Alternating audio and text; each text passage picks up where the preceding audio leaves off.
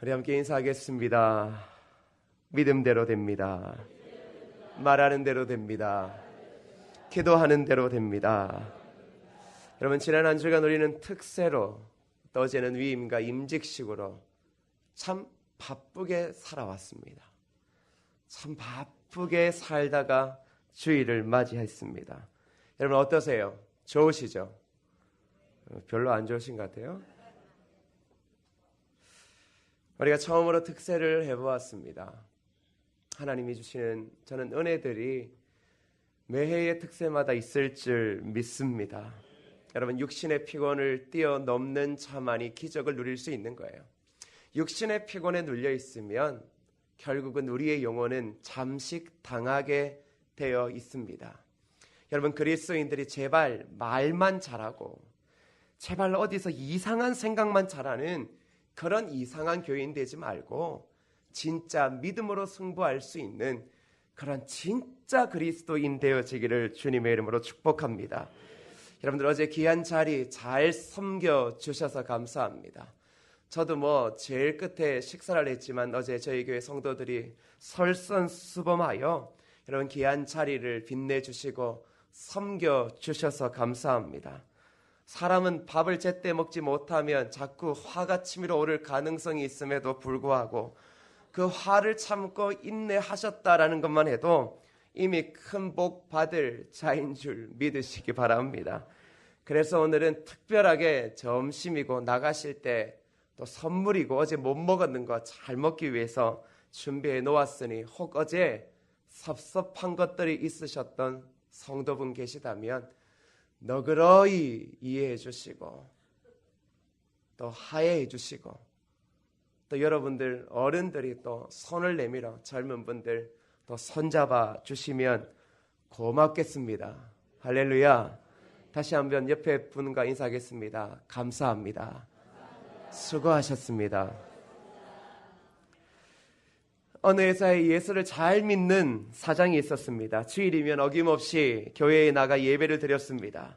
그러나 점잖은 체면의 다른 사람에게 예수를 믿으라 권하지 못했습니다. 또 사장인데 그렇게 예수를 믿으라라고 하면 또 이게 직장은 아닐 것 같다라고 그렇게 생각했습니다. 그러던 어느 주일날 설교를 듣고 도전을 받았습니다.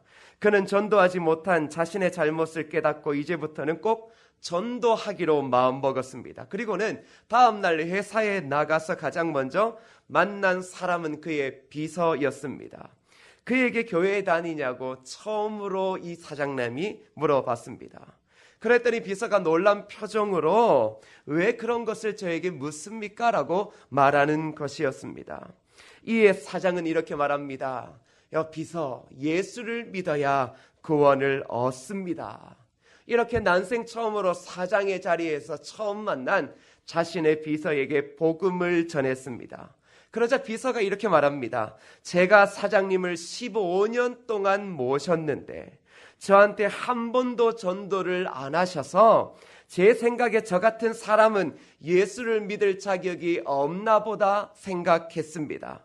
오늘 이렇게 전도해 주시니 감사합니다. 저도 다음 주일부터는 사장님의 교회에 나가보겠습니다 라고 말하더라는 겁니다. 여러분, 미국의 소매상협회에서 세일즈맨의 거래 실적과 그리고 집념의 상관관계를 연구한 결과를 발표했습니다. 그러니까 세일즈맨이 거래를 이제 할 거 아니에요. 근데 거래 실적이 이 집념과의 상관관계를 이루고 있다라는 겁니다.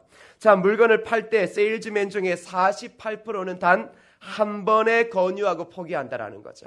그리고 두 번 권유하는 사람이 25%, 세 번 권유하는 세일즈맨은 15%, 그리고 세일즈맨 중에 오직 12%만이 4번 이상 권유한다라고 응답했습니다. 근데 여러분, 놀라운 사실이 무엇인지 아세요? 4번 이상 권유하는 12%의 적극적인 세일즈맨의 판매량이 무려 전체의 80%를 차지하고 있다라는 것입니다. 결국 88%의 소극적인 세일즈맨이 판매한 상품은 고작 20%에 불과하다라는 것이죠. 우리는 11월 16일 행복한 사람들의 가을 축제 추수감사절과 함께하는 사랑 나누기를 기도하며 또 태신자를 작정하며 준비하고 있습니다. 근데 여러분, 우리의 신앙생활이 그저 내 개인적인 신앙생활에만 머물러 있지는 않습니까? 사람들에게 예수 그리스도를 전하는 것을 부담으로 삼고 직장에서는 예수님을 전하는 게 이것은 예의가 아니다, 이런 자신만들의 철학을 가지고 그저 한 번, 두 번 말하고 나서는 여러 가지 이유 가지를 덜 먹이면서 전도하기가 어렵다라고 여러분 생각하고 있지는 않습니까? 여러분, 그리스도인이라는 말의 동의어가 무엇인 줄 아세요? 그것은 전도자입니다. 다시 말하면 그리스도인은 전도자이고 전도자는 그리스도인입니다. 그러니까 그리스도인은 전도자일 수밖에 없다라는 것입니다.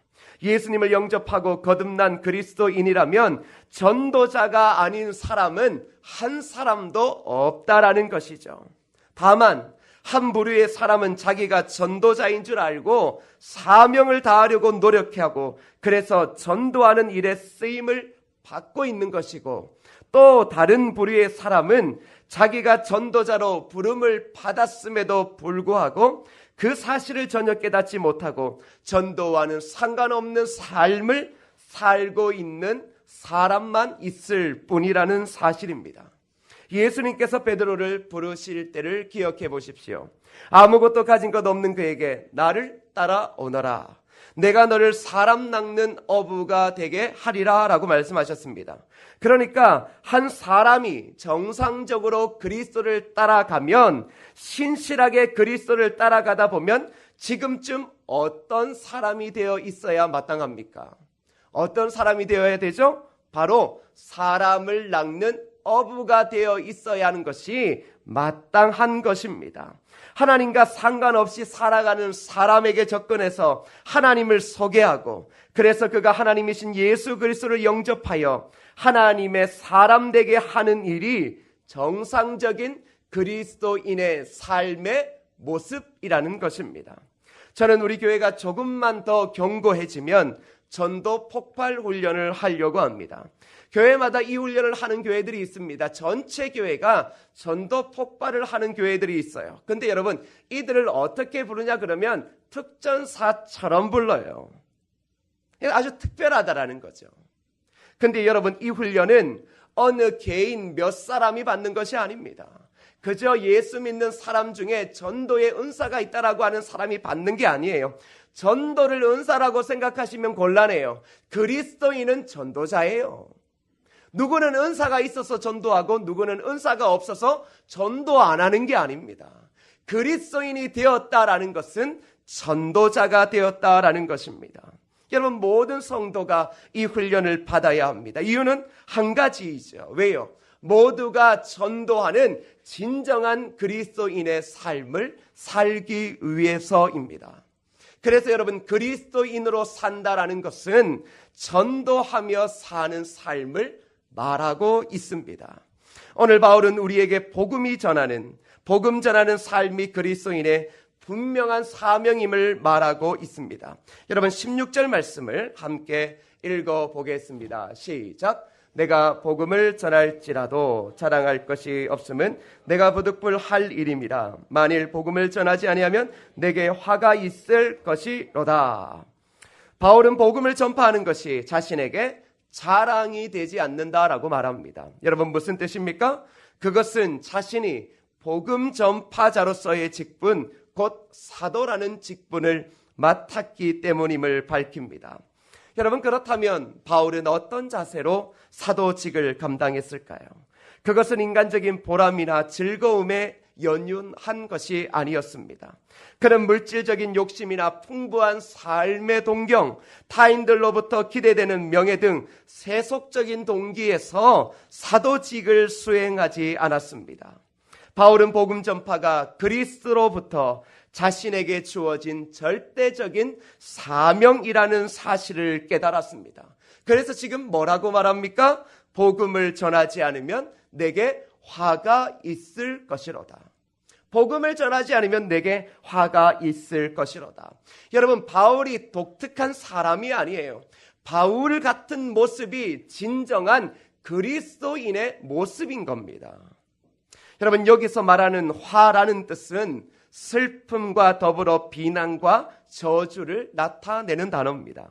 바울은 자신에게 주어진 복음 전도자로서의 임무를 잘 감당하지 않고 구원의 절대 진리인 복음을 전하지 않는다면 이것이야말로 자신에게 저주인과 동시에 큰 슬픔이 아닐 수 없다는 것을 말하고 있습니다. 사랑하는 여러분, 복음을 전하는 것은 예수님을 믿는 자 중에 특별한 사람, 시간이 남는 사람이 하는 것이 아닙니다. 진정한 그리스도인은 전도자라고 제가 이야기하고 있습니다. 예수 그리스도를 만난 놀라운 은혜를 체험한 모든 그리스도인들은 전도자의 삶을 살 수밖에 없음을 믿으시기를 축복합니다. 여러분, 에스겔 3장 20절 말씀을 한번 보세요. 같이 읽겠습니다. 에스겔 3장 20절입니다. 없으면 제가 읽겠습니다. 또 의인이 그의 공의에서 돌이켜 악을 행할 때에는 이미 행한 그의 공의는 기억할 바 아니라 내가 그 앞에 거치는 것을 두면 그가 죽을지니 이는 내가 그를 깨우치지 않음이니라. 그는 그의 재중에서 죽으려니와 그의 핏값은 내가 내 손에서 찾으리라. 여러분, 이 구절은 매우 무서운 구절입니다. 이 구절이 강조하는 것은 무엇입니까? 내가 그를 깨우치지 않으면, 그리스도인이 불신자를 복음으로 깨우치지 않으면 그 핏값을 누구에게 찾는다라고 말하고 있습니까? 우리의 손에서 그 핏값을 찾는다라고 말하고 있습니다. 여러분, 왜 전도해야 합니까? 그것은 바로 주님의 지상 명령이기 때문에 그렇습니다. 이것이 우리가 받은 참된 은혜이기 때문에 우리가 그리스도의 복음을 전하는 것입니다. 그래서 여러분, 예수 그리스도를 따라가고 있습니까? 신실하게 주님을 믿고 예배하고 있습니까? 그렇다면 베드로처럼 사랑 남는 업으로 지금 되어져 가고 있어야 한다는 사실입니다. 여러분, 무엇이 여러분의 복음 전파를 막고 있습니까? 영혼이 오늘 죽어감에도 불구하고 무엇 때문에 타협하고 있습니까? 내 신랑이 끊임없이 예수님을 믿지 않아 점점점 멀어져 가고 있음에도 불구하고 도대체 무슨 배짱으로 그것을 묵묵히 바라보며 무감각해지고 있습니까? 교회가 좋지 않아서, 교회의 시스템이 젊은 사람의 욕구를 채워주지 못해서, 아니면 우리가 제대로 살지 못해서 도대체 무엇이 예수 그리스도의 복음을 막고 있는 것입니까? 미국 시카고 헤드몬드의 잭 카일이라는 목사님이 계십니다. 이것은 블루칼라의 가난한 사람들이 모여 사는 지역입니다. 사람들의 윤리적 개념이 부족하고 거칠기 짝이 없는 사람들이 사는 지역입니다. 이 교회의 특징이 있다면 뭔 줄 아세요? 목사님 강대상 앞에, 이 강대상 앞에 뭐가 있을까요? 방탄유리가 있는 거예요. 얼마나 험한지 아시겠어요? 근데 방탄유리를 설치해 놓았어요. 이유가 있었던 거죠. 여러분, 잭 카일 목사님의 특징이 있다면 매주일 설교할 때마다 날카롭게 인간의 죄를 지적하는 거예요. 여러분, 올라오시죠. 죄 지적하는 거예요, 목사가. 여러분, 다음 주에 교회 나오시겠어요? 제가 한 달 동안 죄를 지적해요. 여러분의 삶의 죄를 지적해요. 그리스도인답게 살지 못하는 걸 끊임없이 지적해봐요. 교회 나오시겠어요? 죄 지적하면 교회 나오시겠냐고요. 교회 옮기실 확률이 더 높습니다. 인간의 죄를 지적해요. 어느 날 이 설교를 듣기 싫어하는 한 청년이 결국 권총을 발사해버린 겁니다. 다행히 성화는 빗나갔고 목사님은 가까스로 살아날 수 있었습니다. 교인들이 가서 이제 이렇게 말했죠. 목사님, 이제는 제 설교 그만하십시오. 이렇게 해서는 사람들이 오지 않습니다. 그렇게 권면을 했더니 잭 카일 목사님은 죽으면 죽었지 그럴 수 없다. 그래서 어쩔 수 없이 강대상에 방탄보호막을 친 것입니다. 그러나 그 후에도 다시 한번 설교를 마치고 나오다가 권총으로 저격당한 일이 있었습니다. 어떻게 했을까요? 중단했을까요? 아니요. 중단하지 않았어요. 끊임없이 죄를 지적하는 설교를 했습니다. 여러분, 그 결과가 무엇일까요? 이렇게 죄를 설교하면 끊임없이 긍정의 힘, 예수 믿으면 잘 된다, 복 받는다, 돈벼락 만든다, 이런 설교가 아니라 끊임없이 우리는 주님 앞에 죄인이다. 그래도 십자가 앞에 나아가라. 끊임없이 이 이야기를 하는데 여러분, 이 교회 어떻게 되겠습니까? 될 것 같아요? 안 될 것 같아요? 안 될 것 같죠. 근데 여러분, 어떤 일이 벌어지겠습니까? 그 제카일 목사님이 강단에서 죄를 지적하자 그것을 통하여 개인과 가정, 사회와 국가의 문제가 해결되기 시작하더라는 거예요. 신기하죠? 작은 교회에서 죄를 선포했는 거예요. 끊임없이 그리스도인들이 세상과 타협하고 있는 그것을 지적했던 거예요. 가나안 땅의 문화와 성공을 바라보며 하나님과 세상을 겸하여 섬기는 우상을 믿는 삶을 현대인들을 지적했던 거죠. 그런 교회 잘 될 수 없습니다. 부흥의 원리에 따지면 그런 교회는 곧 문 닫을 교회입니다. 한국도 마찬가지 않겠죠. 그런데 신기한 일이 벌어져요. 회개하는 자가 일어나더라는 거예요. 한 사람 두 사람이 회개하니까 온 교회가 회개하고 지역이 회개하고 민족이 회개하는 일들이 벌어지더라는 거예요. 그리고는 교회가 차고 넘치게 되었습니다. 그리고는 그 교회는 세계에서 가장 큰 주일학교를 가지게 되었고 주일에 120대의 버스를 운행할 만큼 성장하는 큰 교회가 되었습니다. 현지에 가서 그 교회를 둘러본 목사님들은 이런 지역에 큰 교회가 존재할 수 없다는 사실에 놀랐습니다. 교회가 어디에 있는가? 주택가도 아닌 철도 주변에 있었습니다. 처음에 교회 올 때는 거칠 길 이를 데 없는 사람이었지만 죄를 제라고 가르치고 죄를 용서받을 수 있는 길을 가르치고 그 길로 들어와서 죄의 문제를 해결한 사람들이 새 능력을 입게 하고 주님을 위하여 뛰게 할 때 엄청난 교회가 세워지는 은혜가 있게 되어진 것입니다. 여러분, 그리스도인 무엇입니까? 제사장이에요. 우리가 해야 될 일은 그들과 타협하는 거 아니에요. 야, 교회 나올래? 너희가 원하는 교회가 뭐야? 그거 목사님이 만들어주더라. 천만에요. 그거 교회 아니에요. 그런 교회가 어디 있습니까? 여러분, 우리나라 군대를 보세요. 사고가 일어나니까 부모가 원하고 아이들이 원하는 군대를 만들어주려고 그래요. 나라 지키겠습니까? 나라 지키겠냐고요. 내 아이가 소중한 건 알지만 원칙을 무너뜨리면 결국은 나중에 엄청난 어려움이 임하게 되어지는 겁니다. 우리는 제사장이에요. 죄와 타협하는 사람이 아닙니다. 예수 믿지 않는 자들의 욕구를 맞추어서 교회를 변화시키는 건 아닙니다. 여러분, 그런 사람들이 교회에 와보세요. 분란이 일어나는 거죠. 그냥 선포하는 거예요. 너 예수 믿지 않으면 네 인생 여기서 끝나는 거다. 그거지, 그걸 가지고 교회가 뭘 해주겠다. 그런 거 없습니다. 그런 교회가 진짜 교회입니까?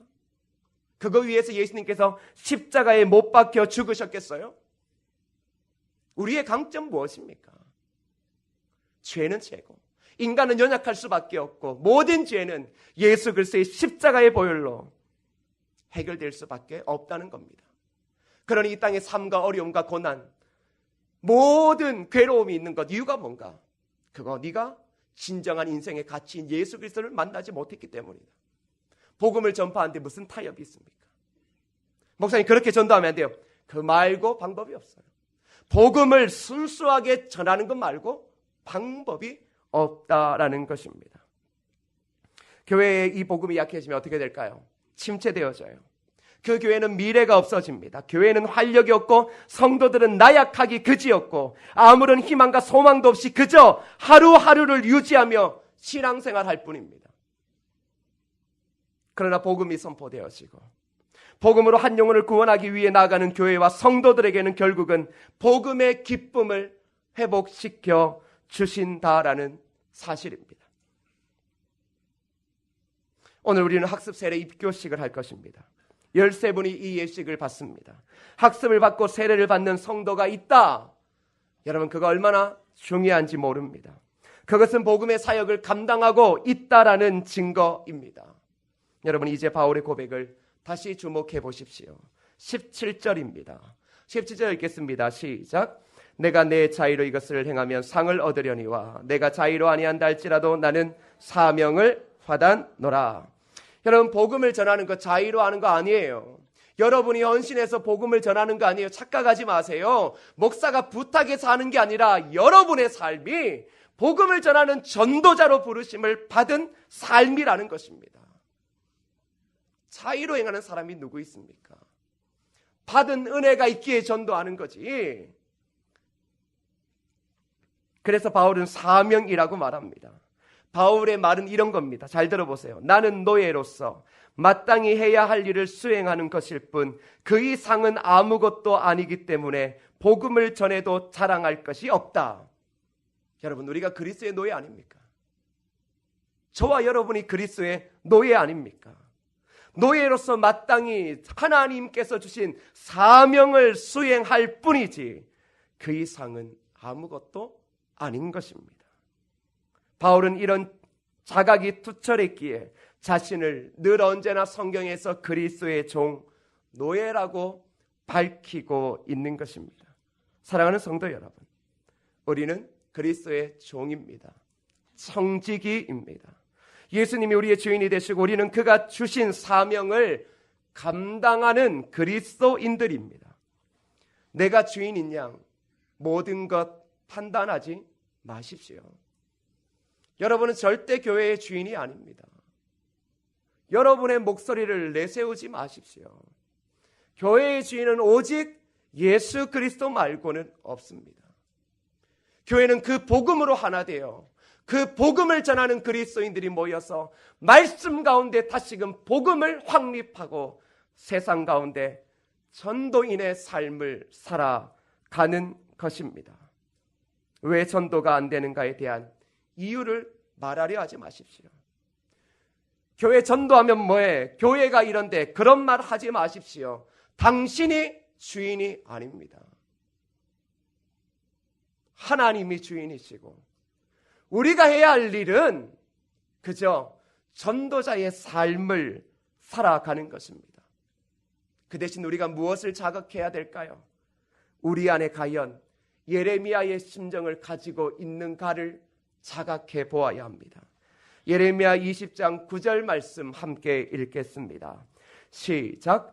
내가 다시는 여호와를 선포하지 아니하며 그의 이름으로 말하지 아니하리라 하면 나의 마음이 불붙는 것 같아서 골수에 사무치니 답답하여 견딜 수 없나이다.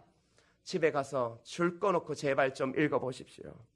여호와를 선포하지 아니하면 그의 이름으로 말하지 아니하리라 하면 나의 마음이 불붙는 것 같아서 골수에 사무치니 답답하여 견딜 수 없는 그 그리스도인의 심정, 여러분 그게 지금 살아 숨쉬고 있습니까? 죽어가는 한 영혼 내 남편 자녀 바라보며 복음을 선포하지 아니하여 답답하며 죽을 것 같은 심정, 그거 과연 가지고 있습니까? 왜 전도가 안 되냐고요? 목사님 왜 전도를 해야 되냐고요? 목사님 굳이 그렇게 하지 마십시오. 자원해야지. 여러분, 우리가 주인이 아니래도요, 우리가 자원해서 할 일이 아니라 그리스도를 따라가면 사람을 낚는 업으로 되어 있어야 되는 겁니다. 11월 16일입니다. 주말마다 결혼식이 있고 주말마다 단풍 여행이 있죠. 그 바쁜 가운데 속에서도 우리가 할 수 있는 모든 것들은 다 합니다. 그러나 진짜 여러분 그리스도인, 진짜 그리스도인이라면 복음을 전하지 않아 골수에 사무치어 답답하여 견딜 수 없는 그 마음이 있습니까? 정말로 그 마음 때문에 그리스도를 믿고 있고 그 하나님의 은혜를 받아 오늘도 그 뜨거운 심령을 세상 가운데 여러분 전하려고 하고 있습니까? 분명히 여러분의 모습을 자각하십시오. 여러분은 그저 교회에 와서 마음의 상처와 위로 좀 해결하며 돌아갈 종교인이 아니라 십자가의 은혜를 받고 그 주님을 따라가며 주님의 자녀가 되어진 그리스도인 전도자입니다. 여러분 생각해 보세요. 죽어가는 한 영혼이 하나님께 돌아온다. 그것이 복음을 통하여, 연약한 나의 입술에 그 복음을 통하여 한 영혼이 돌아온다면 여러분 이것보다 더 큰 기쁨이 어디에 있겠습니까? 하나님은 여러분의 인생에 가장 아름다운 꿈을 꾸게 하십니다. 그것은 돈벼락이 아니라 끊임없이 하루하루 죽을 고비를 넘겨가는 자들이 예수 그리스도를 만나 하나님께로 돌아와 다시금 사는 은혜의 역사를 꿈꾸게 하시는 겁니다. 우리 교회가 이것을 더 아름답게 꿈꿀 때, 그때 교회와 그때 그리스도인으로서의 우리의 신앙의 진정한 삶을 살아가게 되는 것인 줄 여러분 잊지 마시고, 11월 16일 우리가 태신자를 작정하며 추수감사절과 함께하는 사랑 나누기를 하게 되어집니다. 기도하는 마음으로 집중하여 달려가십시오. 피하려 하지 마십시오. 도망가려 하지 마십시오. 당신은 그리스도인입니다. 당신은 전도자입니다. 이 시간 함께 우리 찬양하실 때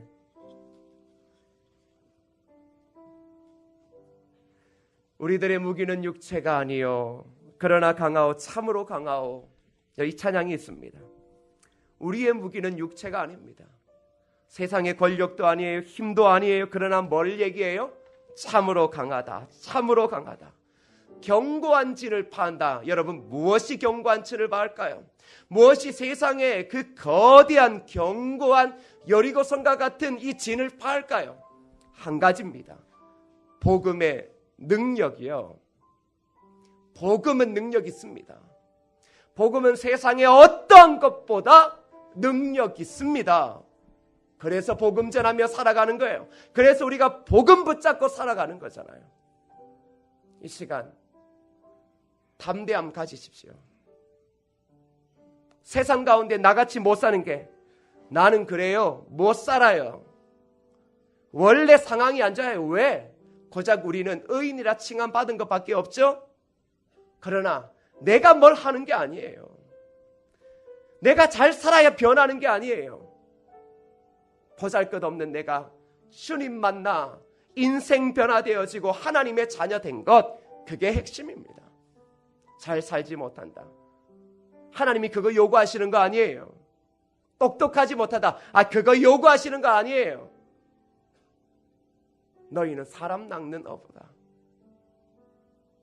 이 시간 그 복음의 능력 믿고 함께 찬양하십시다. 우리 힘차게 우리들의 무기는 육체가 아니요, 담대함으로 여러분 찬양하세요. 우리들의 무기는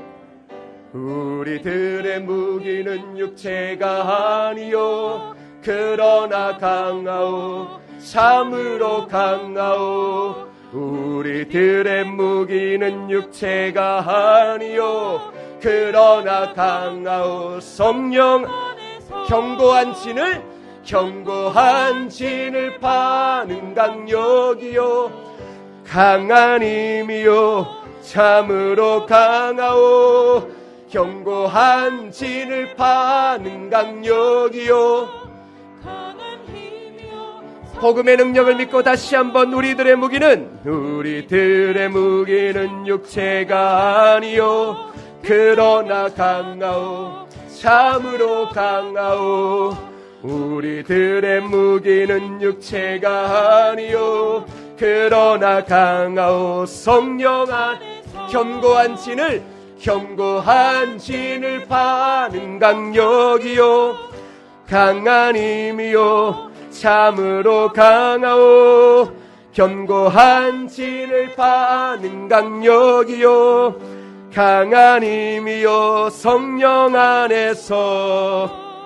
예수 함께 기도하실 때 11월 16일에 있을 추수감사절과 함께하는 사랑 나누기에 복음의 능력이 나타날 수 있도록 도와주시고, 우리들의 무기는 육체가 아니지만 복음의 능력은 강하오니 예수 그리스도를 몰라 죽어가며 괴로워하는 영혼들이 하나님 앞으로 돌아와 영원히 사는 은혜의 역사가 임하게 도와달라고. 우리는 그리스도인 전도자로 부르심을 받았습니다. 우리가 진정으로 사람을 낚는 어부가 되어질 수 있도록 우리에게 담대한 마음 허락하여 달라고 이 시간 다 같이 합심하여 기도하시겠습니다. 기도합시다.